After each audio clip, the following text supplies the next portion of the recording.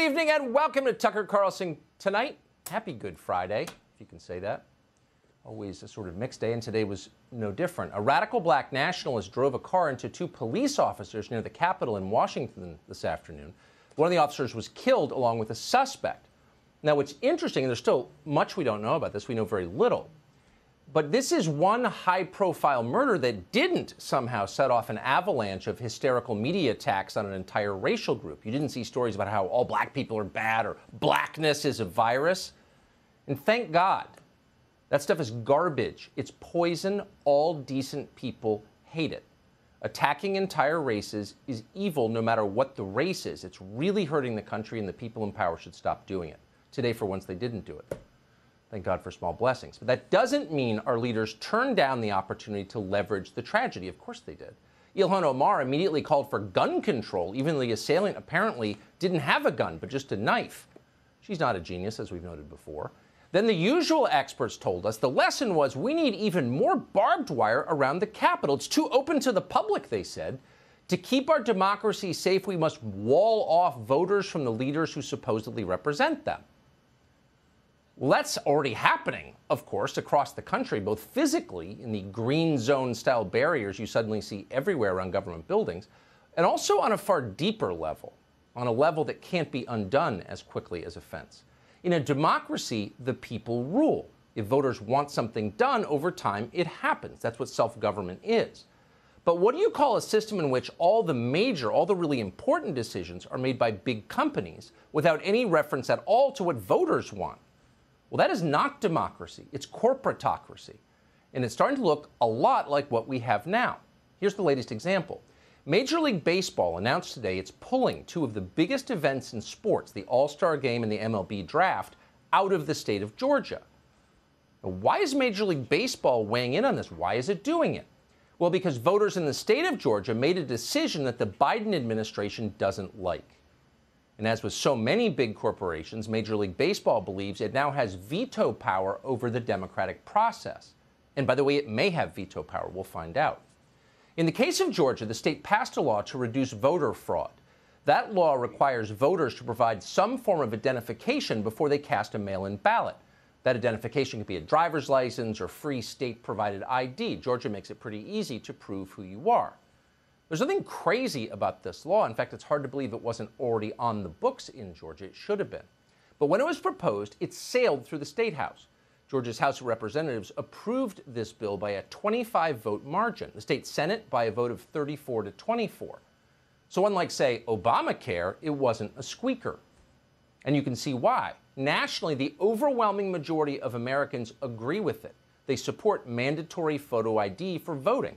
According to a recent poll by the AP, fully 72% of people in this country believe that required IDs are a good idea. And why wouldn't they think that? You already have to show an ID when you fly in a plane or drive a car, open a checking account, hold a job, live in an apartment, or get a vaccine. But you don't need one to vote? Come on. It's ridiculous. In fact, it's worse than ridiculous. It is sinister. Anyone who opposes voter ID laws is encouraging voter fraud, which is to say, encouraging the destruction of democracy. It's that simple. And you can now put Major League Baseball in that category. Now, baseball was supposed to be America's pastime. Happy, unifying, fundamentally non-political. So it's strange to see this happen. How do we get here? It's not at all complicated. We have a new president now. And that president is willing to destroy even something as wholesome as the country's traditional game purely to increase the power of his political party. Just the other day, Joe Biden went on ESPN to demand that professional sports franchises boycott any state whose voters step out of line.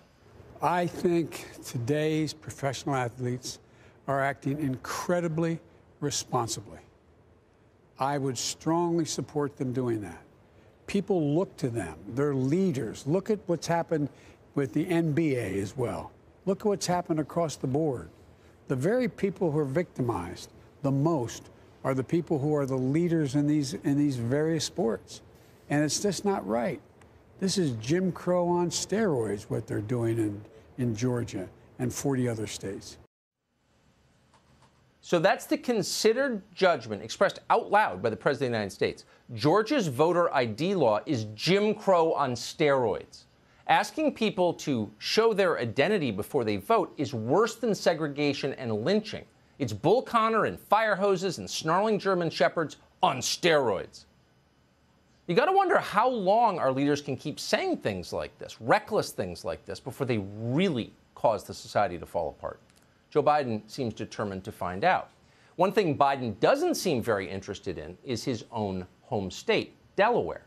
Unlike Georgia, Delaware has never permitted mass early voting. Apparently, Delaware is a white supremacist state.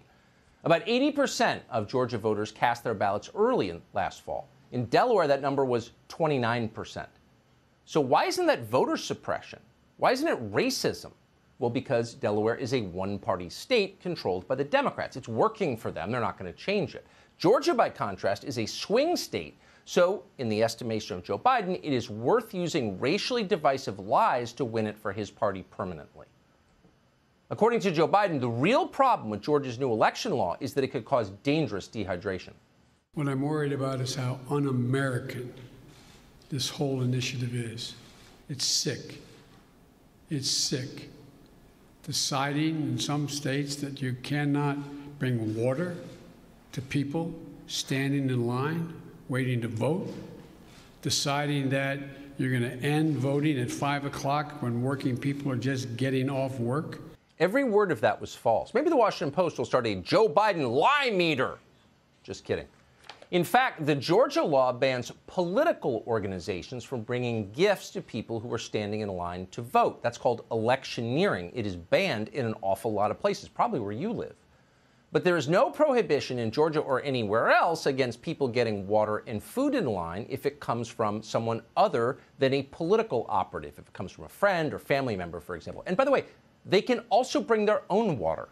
Hydrating is still legal in Georgia. As for the claim that this law will end voting at 5 o'clock, that's a lie, too. Wait a second. Joe Biden just said that on TV, so where did he get the idea voting ends at 5 o'clock? Well, it turns out that the big paper in Atlanta, the Atlanta Journal-Constitution, reported that the law would ban voting after 5 o'clock. The paper's reporters apparently hadn't read the law.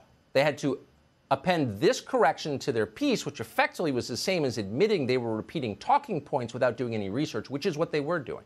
Here it is, quote, "A previous version of this story said the new law would limit voting hours. On Election Day in Georgia, polling places are open from 7 a.m. to 7 p.m., and if you're in line by 7 p.m., you are allowed to cast your ballot. Nothing in the new law changes those rules," end quote. That's the truth, finally appended to a lie. Now, Joe Biden got his research on that bill from reporters who did no research. See how that works?